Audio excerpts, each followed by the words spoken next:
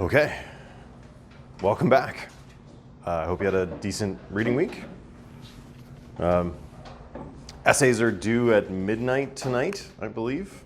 Any last minute questions about, not last minute, but any questions about those?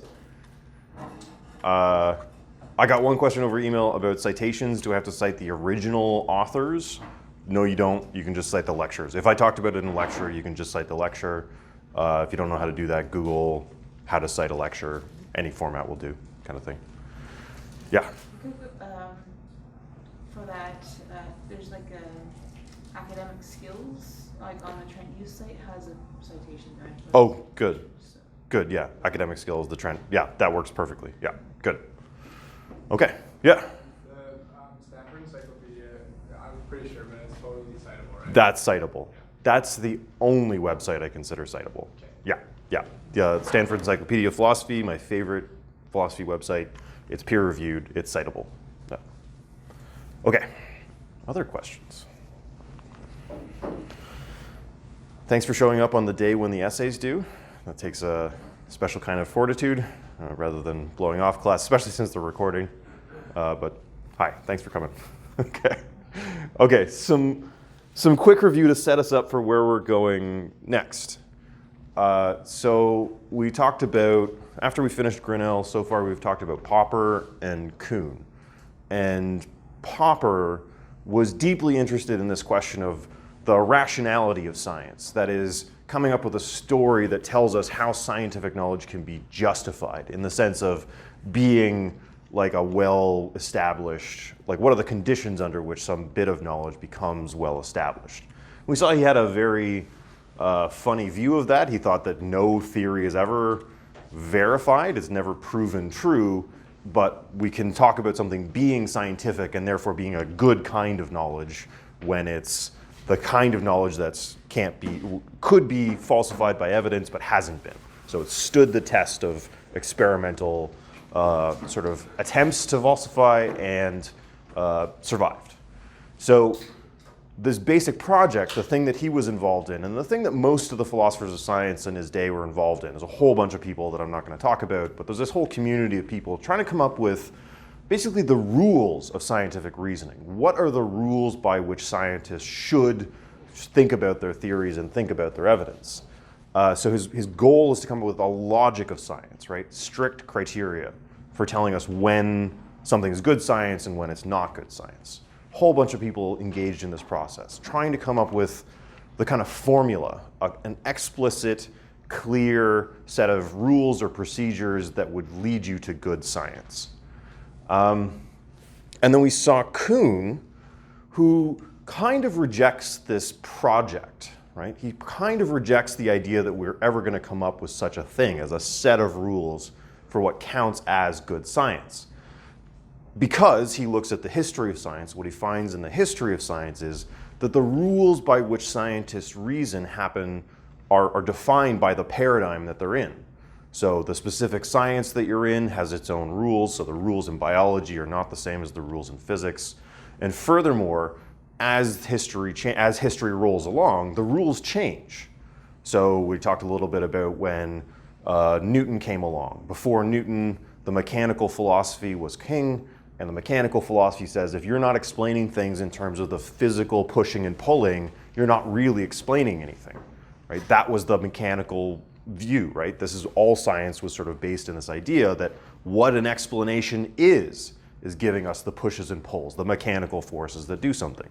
And then Newton comes along with his theory of gravity that has nothing like that. It doesn't tell you how gravity works. It just quantifies the attraction between physical objects, and Newton doesn't care. He changes the rules, and in a way that I think everybody agrees was a good idea. Nobody says, Newton, you were a bad scientist because you didn't tell us how gravity works, right? So the rules seem to change, and they change as paradigms shift. So Kuhn gives up on this idea that there's going to be some fixed, permanent set of rules that make something good science. But he doesn't give up on the idea that science is rational. So we talked a little bit last time about the accusation that Kuhn faced after his big book was published, that he's made science into this kind of mob psychology, right? He's turns science into a merely sociological thing, right?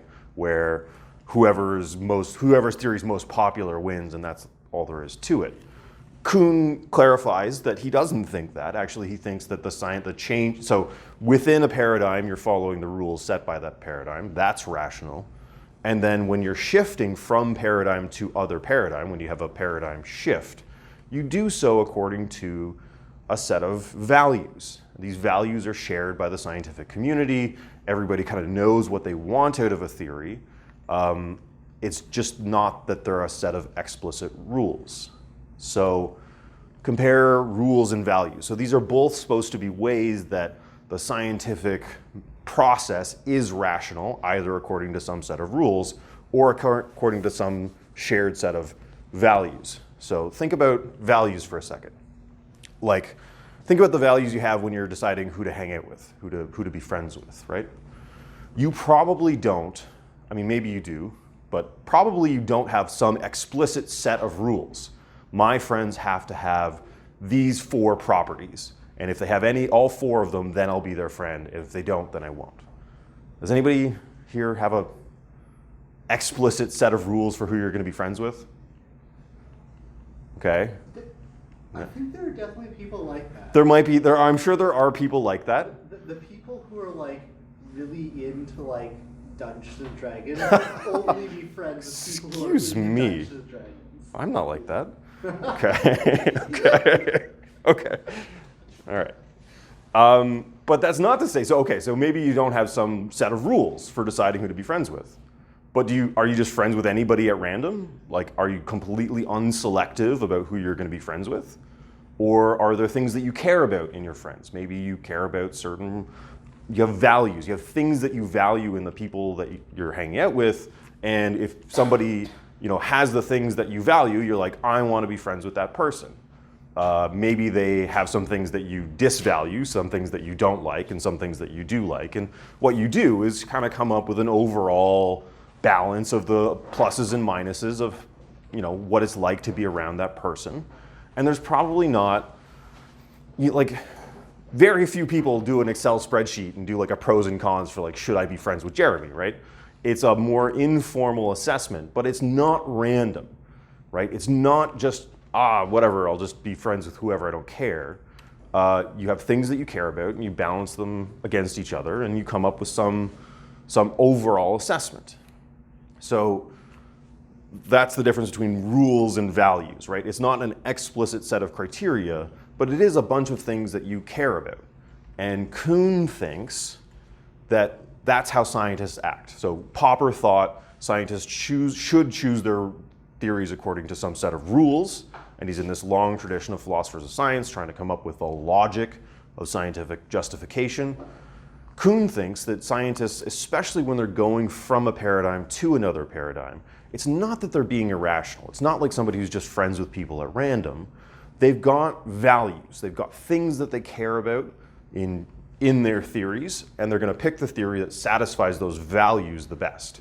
And you might not be able to write down a rule about, how you trade off, like, remember the values that Kuhn talked about. Things like you want your theory to be good at predicting things. You want it to be fairly simple. You want it to be fruitful in the sense that it helps you come up with new and interesting questions to ask, new and interesting experiments to run. These are the kind of values that he thinks are shared across scientific communities and across paradigms, and that's the basis on which we move from one paradigm to another. Yeah. Can you think of a theory that is like true but not fruitful? Yes. Here's my theory that's true but not fruitful. Things change.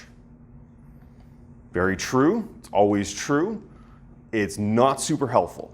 Doesn't give you any good ideas about what to test, what questions to ask, right? So you can have trivial theories that are not generating good explanations. Got it. You can do the same thing with magical explanations. So what's your explanation of why the stars move the way they move? That's magic. I don't know, maybe not true, but like it always applies. You can always use it, but it doesn't help you come up with new questions to ask that you could meaningfully test. Okay. Yeah. So is that considered science? Well, so the magic one, or the things change one? Yeah. Okay, so things change.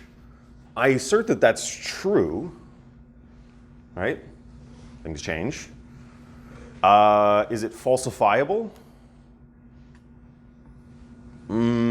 Okay, so we can compare Popper and Kuhn's criterion for deciding when something is science. For Popper, that might be a scientific claim, because you could go around and see whether things change or not. And if everything's staying the same, then your thing is falsified. So you know what kind of observations would falsify it. Nothing changing.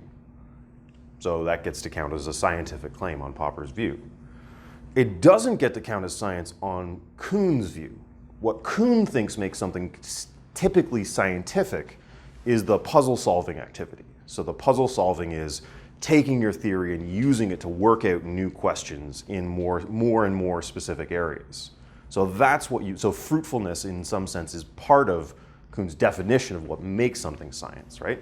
You need to be able, for a theory to be scientific, you need to be able to run around and use it in various areas and solve a bunch of puzzles with it. I don't think you can do that with things change. Probably the magic one doesn't get to be science on either account. So, yeah, sorry, the magic one didn't satisfy your question, which was give me something that's true but not fruitful. But, okay, good. Okay, so we've seen this difference between Kuhn and Popper. They have different views on what makes something scientific. They have different views about how the scientific process can be thought of as rational. The values view, so, I mean, traditionally the thought was that rationality is a matter of following rules. Kuhn thinks that you can be rational by having the right kind of values, right? You care about being accurate, being consistent, being applicable to a whole bunch of things. So Kuhn's not giving up, despite what people said for like 30 years after he published his book. Kuhn's not giving up on the idea that science is ultimately a rational process. He just doesn't think that it's rational in the sense of being governed by strict and always applicable rules. So, yeah, so I said all that already. People who cared a lot about rules and cared a lot about clear rules really didn't like this in Kuhn. They hated it. They thought what Kuhn had done was reduce science, especially theory change, that is going from one paradigm to another, to kind of mob psychology. It's just sort of, majority rules.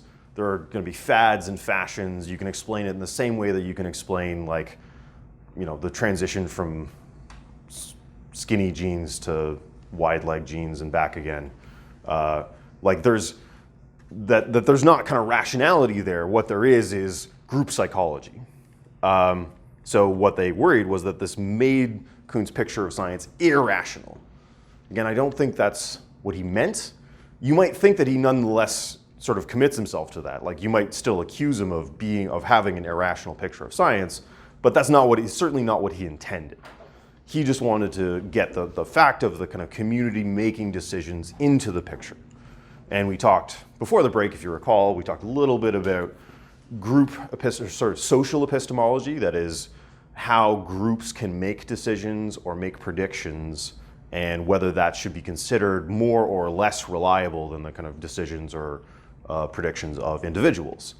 And I don't think I gave you a really strong argument one way or the other. I just sort of wanted to raise it as a question, right? So it doesn't seem to me obvious that groups are always less rational in their decision making than individuals, or the other way around. Probably it depends on what kind of decision and that. Okay. So, I mean, I would like to solicit your opinions on this, because this is going to be the sort of topic for this week. I mean, like, what is it? What is rationality? And maybe why should we want it? Yeah. So in economics, Yeah. rationality is defined as an individual who chooses the consumption bundle that maximizes their utility. Mm-hmm. Mm-hmm. So Okay. that's all I got for you. That's okay. Okay, that's not bad. So rationality, on that, so there's a very practical sense of rationality. Rationality is making choices that get you what you want. Yes. Okay, good. That's a tough one to actually put into practice because calculating what you need in order to make that happen is to be able to construct a list of all of the things that you could want and put them in an order. So I want a relaxing weekend and I want success in my career, and I have to be able to put those against each other and also somehow put that against like how many oranges I want to eat and like what kind of computer I want to buy. So you have to be able to like take all of the things you could possibly spend your time and energy on and put them in an ordered list. Which is basically what economics is. I mean, yes, but no human is actually, it's such a computationally intense task that no human could ever do it. It's computationally intractable to make such a list. So, yeah. Challenge accepted. Okay, yeah, give it a shot. So step 1, list all the things. And step 2 is decide how much you care about them. I mean, humans kind of do that on a subconscious level anyways, Well, I think. okay. So we got one. So here's let's generalize from this a little bit. So with this picture, rationality is when you take actions that get you what you want. Good. So if I feel like getting a lot of attention, if the thing I like most is getting attention, and I'm in math class and I keep offering obviously wrong answers, I get a lot of attention, I'm making intellectual errors, I'm not reasoning well, but I am getting what I want, which is attention. Is that rational? So is there some element of rationality that requires following the rules of good reasoning? I mean, you can use words however you want, but I mean, in this context, rationality is supposed to be a kind of success term, right? Rationality is reasoning in a good way. And then the question is, what does that even mean? Yeah? You say the laws of logic? The laws of logic might be, so following the laws of logic might be what's rational. Yeah. I think that's a really nice component of rationality. I don't think that gets you all the way because the laws of logic are the things that are always true. And much of the things that we deal with are things that are not always true, but sort of contingently true. So logic is what you can know about the world without knowing anything about the world, right? When you say things, could you give me an example of something that's rational that might not always be true? Right.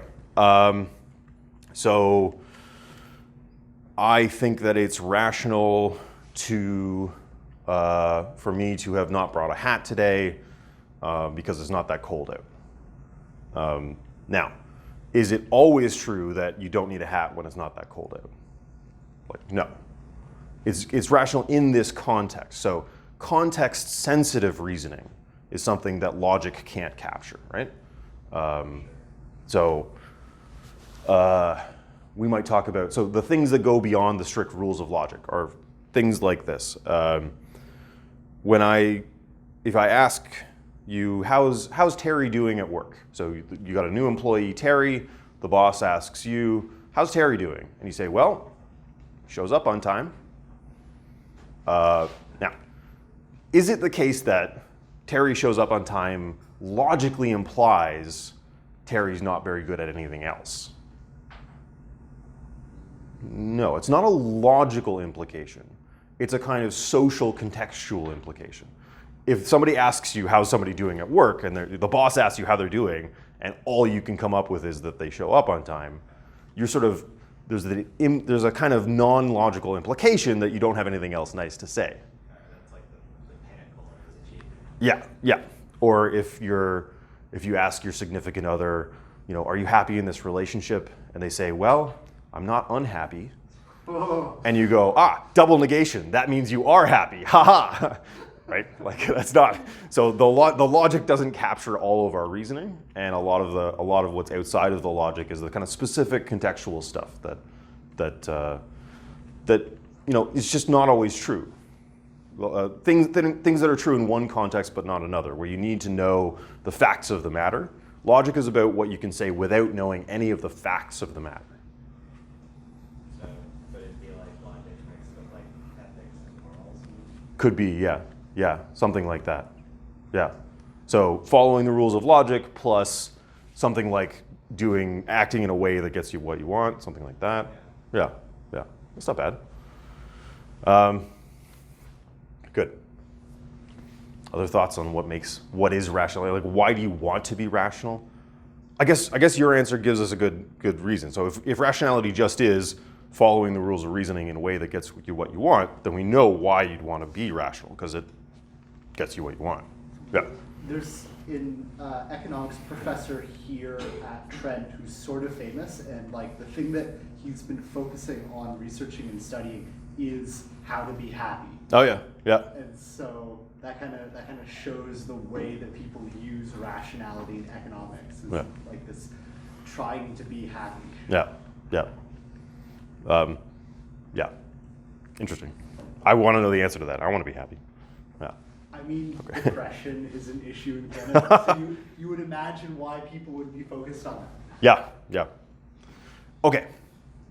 So, thinking a little bit about rationality, one question that arises in the debate between Popper and Kuhn is rationality a matter of following rules, or does it allow for kind of judgment calls that you couldn't maybe boil down to a rule? I think that's an interesting question.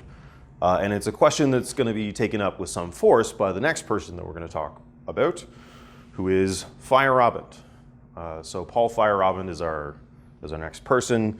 He comes along in the kind of response to Kuhn. So Kuhn makes a big splash. Kuhn introduces the history of science into the philosophy of science, convinces a lot of people that you need to look more carefully about how science actually works if you're going to say how it should work. Feyerabend is sort of following on that train of like, let's talk about the history stuff. But he's got a very, he's fun. He's got a very radical view. I would say extremely radical. He's the most radical philosopher of science I know. So he argues, he writes, his most famous book is called Against Method. And basically his thesis is there's no such thing as a universally applicable scientific method. That there's no rules that are always true in science. So he argues that there's no set scientific method in the sense of a set of rules which would always be rational to follow. So sometimes he thinks rationality requires breaking the rules that have been presented to you. So of course he thinks Popper's wrong because Popper was on the search for precisely such a set of rules. So he thinks that Popper's whole project is misguided. But he also thinks that Kuhn is wrong because Kuhn thinks very much of the time, like 99% of the time, anytime you're not doing a paradigm shift, the rational thing is to work within your paradigm, to accept and assume the rules of the paradigm that you're working in. And Feyerabend thinks that that's not right either. That actually the rational thing is to not never follow the rules, but to mostly, not even, it's hard, okay, so it's hard to say what he actually thinks because he explicitly says in his book and in interviews that he doesn't actually believe everything that he's saying. So he's intentionally trying to be provocative. He's trolling. He's trolling. Yes, he was in the 70s. He was trolling. His life story is very funny and interesting. By the way, the reading for this week is a SEP article on Feyerabend, most of which is irrelevant to us. So if you read it all, I'm sorry. If you read his whole life story, I'm sorry. The most important part was the bit about against method. That's the only bit that I would consider testable. But his life story is fascinating too. So he was an artist, like a performance artist, a theater guy. He didn't really like philosophy. He didn't really know anything about it. But he was friends with a super famous philosopher, Elizabeth Anscombe. And Anscombe said, hey, there's a job at Cambridge. Why don't you apply? So he applied to Cambridge and a couple other places. He got a job at Bristol with no training in philosophy and learned philosophy by teaching it. which you are not allowed to do anymore. That is not a thing that can possibly, this is the 70s were a very different time for academia. You are not allowed to wander into a classroom and start teaching without having done a whole bunch of practice in philosophy. So he's not sort of indebted, or like he's not deeply immersed in the tradition. He thinks most of what's going on is ridiculous.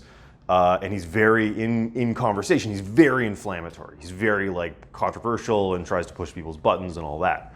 And another famous philosopher of science, Imre Lakatos, really liked this. He thought it was fun. He thought it shook things up a little. So Lakatos asks Feyerabend to write a book with him. The book was going to be called For and Against Method.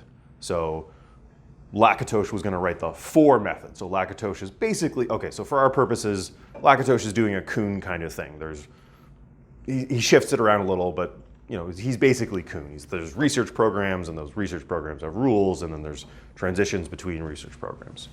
So Lakatos thinks that there are reasonable rules that are followable in science, and he wants Feyerabend to write the most extreme inflammatory book that he can think of in order to be a nice, fun thing to argue against. So Feyerabend goes ahead and writes the most extreme philosophy of science book that he can think of, and then Lakatos dies.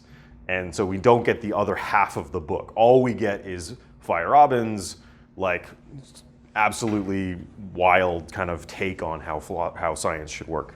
So it's hard to say what this guy actually thinks. He tells us explicitly that we shouldn't believe him, and that what he's really trying to do is sort of shake up your thinking. He's trying to kind of undermine assumptions and ways of thinking about science so that you'll think for yourself a little more. He says, and you might, his basic thing is anything goes. In science, anything goes. There's no rules that are always true. And you might say to him, okay, Feyerabend, then your thing isn't a rule either. And he says the following in response, basically. This is from Against Method.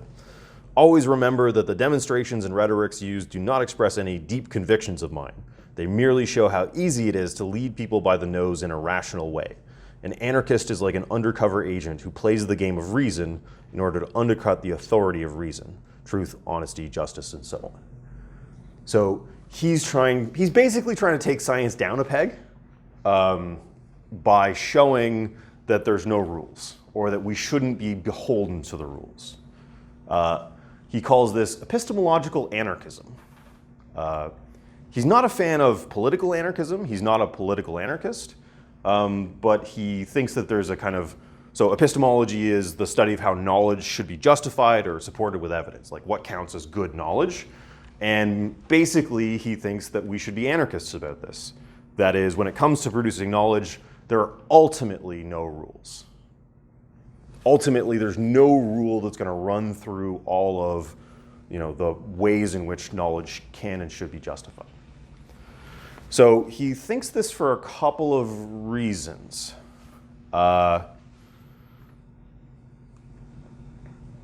Okay, no, let me give you the basic view here. Today I'm really only going to be able to brush his argument for this. We'll talk much more in depth about his argument on Wednesday. But here's his slogan. Here's the basic thesis of the book. The only principle that does not inhibit progress is anything goes.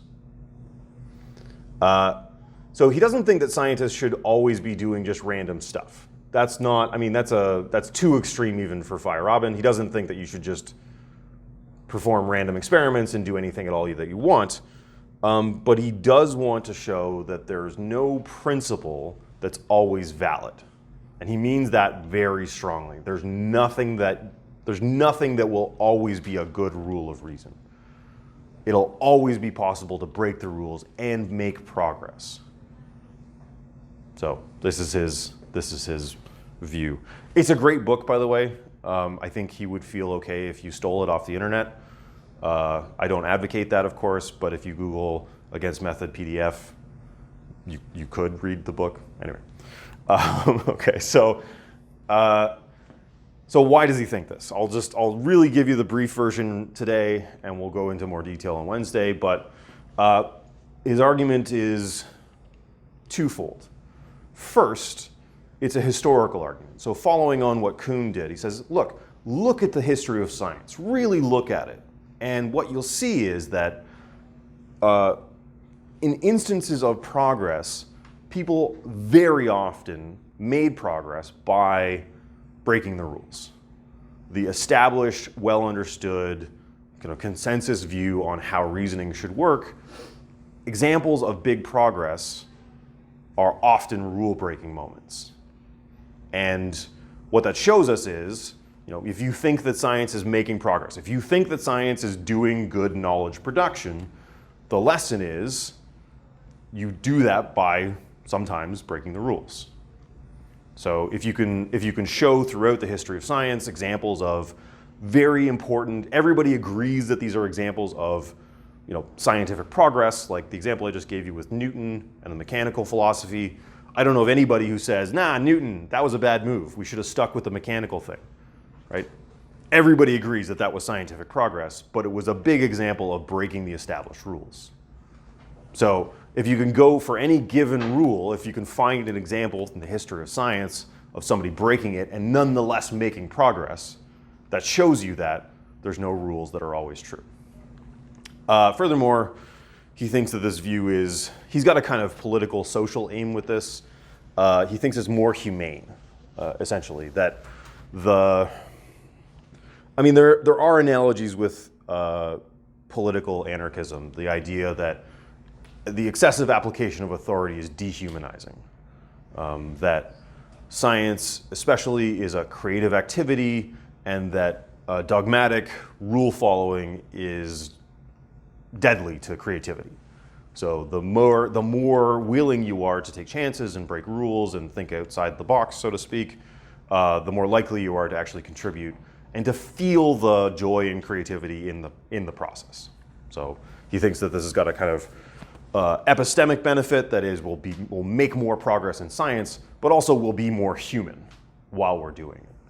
That's the pitch anyway. So here's the sales pitch. So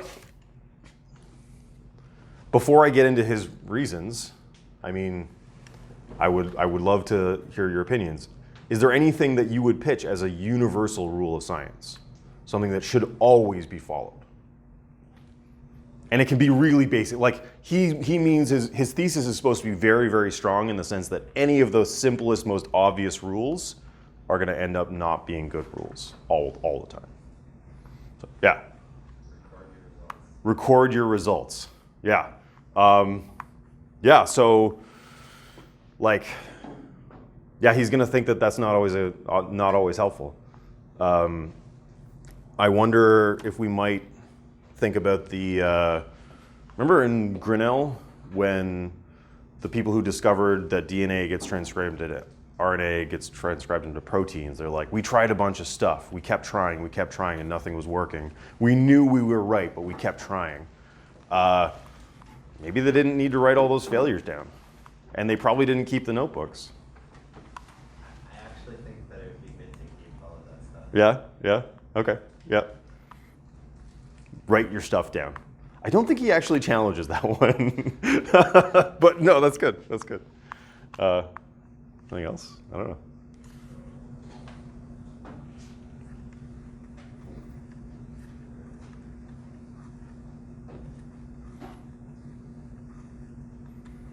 Yeah. This argument not similar to Kant's argument. It. Especially the first one about historical. Yeah. So in a lot of ways, he does agree with Kuhn. Yeah, in a lot of ways. So especially, and as you say, especially in the fact that he's trying to historicize philosophy of science. He's trying to make it relative to a historical moment that you're in. Yeah. But Kuhn thinks that there are things that are universal, like you should care that your theory is accurate. What about that as a rule of science? Your theory should make good predictions. He's going to reject that too. Your theories should be consistent. He's going to reject that one too. Okay, so here are some things that you might consider basic rules of science that he's going to explicitly consider and reject. Not that you should never follow these rules, like it's not you're better off always breaking them, but that you shouldn't think that they should always be followed. That's the difference, right? So like the difference between never following a rule and not always following a rule. So he thinks we should not always follow these rules. Theory should be consistent with observations. He thinks that that's too restrictive. Because sometimes you have anomalies. Remember we talked about anomalies and ad hoc hypotheses? Sometimes you have an anomaly. It's not obvious what to do with it. We had the anomaly of Uranus's orbit. So within the Newtonian paradigm, there were predictions about how Uranus's orbit should go, and the observations did not match the theory. And that turned out to not be a problem. That turned out to be the opportunity to discover Neptune. So it wasn't a problem for Newton's theory that it didn't match observations. Well, not that observation anyway. New theory should not contradict well-established theories. So you got a new theory, totally at odds with something that everybody believes. He thinks that's not a good rule either. Sometimes you should be willing to advance theories that clearly contradict older, more established theories. That one, I think, is very plausible just because otherwise you'd never be able to change theories.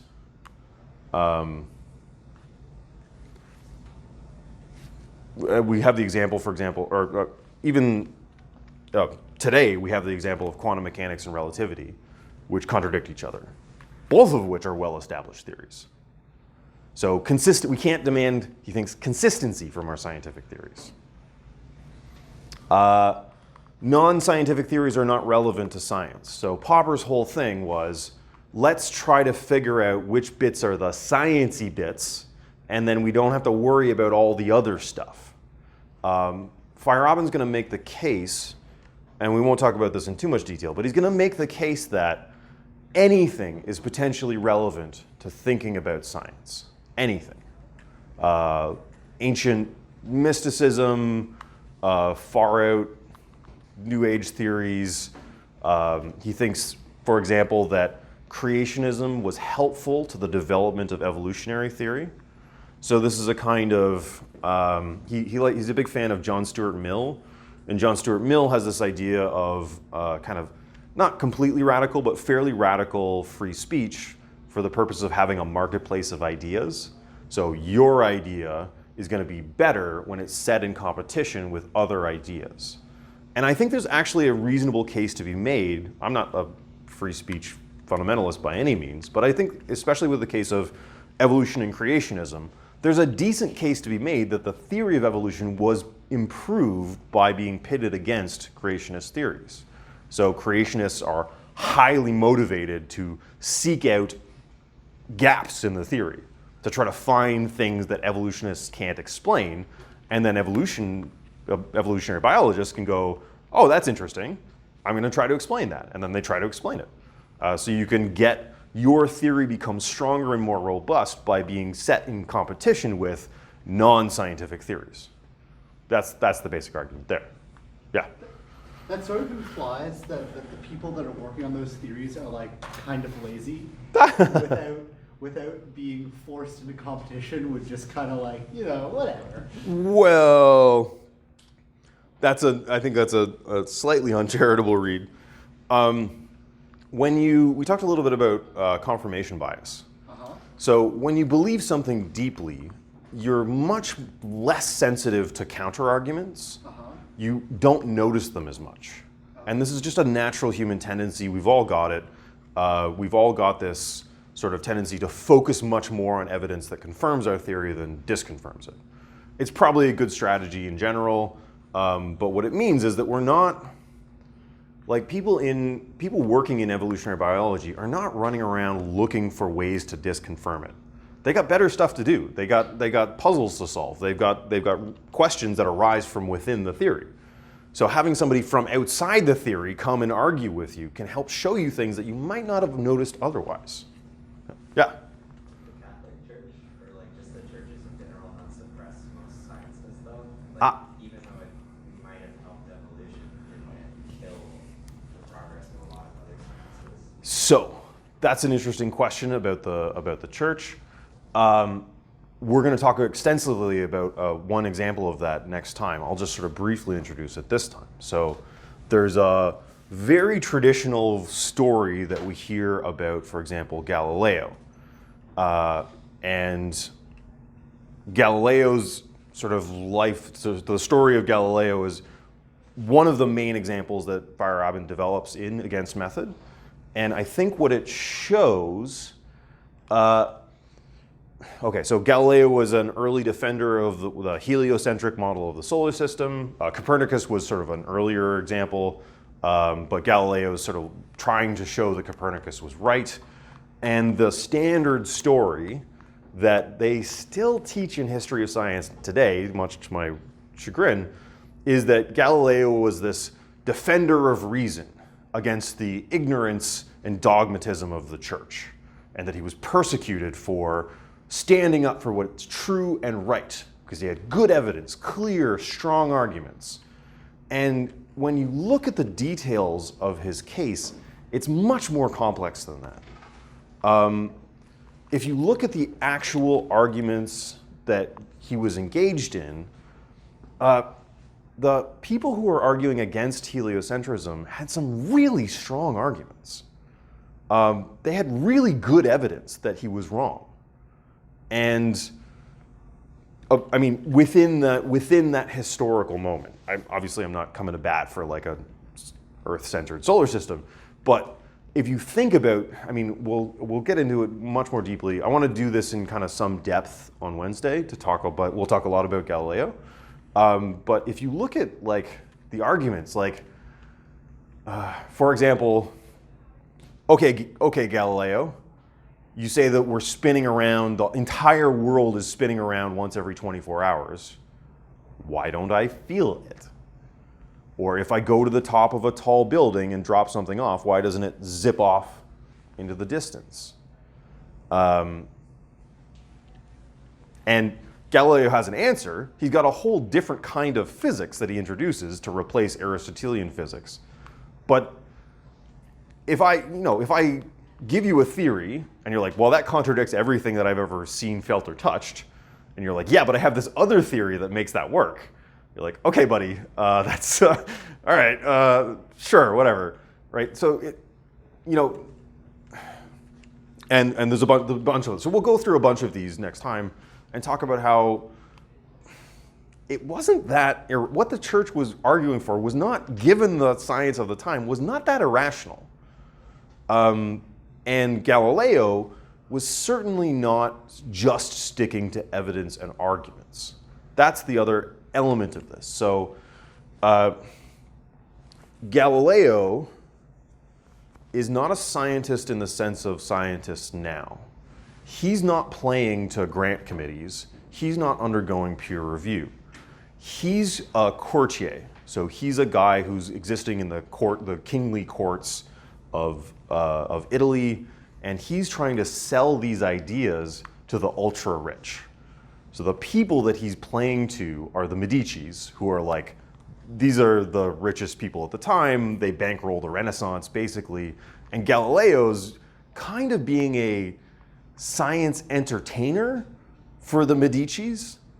And he's giving them, instead of giving them like long like tracts of arguments, he's giving them like fun dialogues, and he's doing like impressive sort of like demonstrations. He's giving them really good rhetorical tricks. Like he's really playing an entertainer, he's playing a role. And he gets persecuted. He does get persecuted in the sense that poor Galileo. Do you know what they did to him?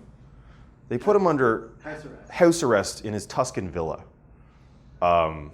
He was living nicer than any of us will live.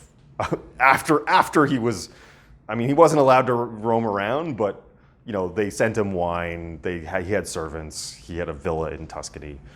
So he did okay even after this. He was friends with the Pope for a long time, and the Pope at the time was like open to his ideas, but he played the politics wrong. Basically, if he'd been a little more politically or socially friendly to the church, he could have got away with it. It really wasn't, and I'll try to demonstrate this in some detail next time.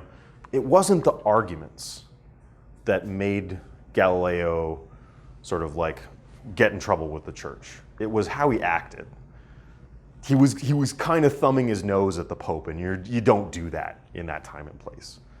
So, but nonetheless, so what Feyerabend's going to do with this example is say, but look, so Galileo, he's offering arguments that are clearly refuted by the best science at the time.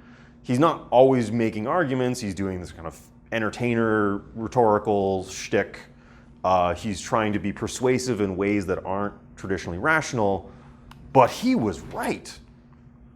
If anybody's a good scientist, it's Galileo. Like you think, who's a great scientist from history? Galileo. So scientific progress in this sense, in this example, was underwritten by ignoring available evidence and the best arguments that science can provide, and not giving arguments, but doing fancy rhetorical tricks. So what Feyerabend thinks is that this is good evidence that you shouldn't always follow, the plodding dictates of reason, or the plodding dictates of argument in the strict rational sense. That's his argument. Okay, so I haven't actually presented much of that argument to you yet. We'll do that in more detail next time. I just wanted to sort of lay out the groundwork, and we'll do that. Yeah, we'll do that on Wednesday. Okay, thanks everyone.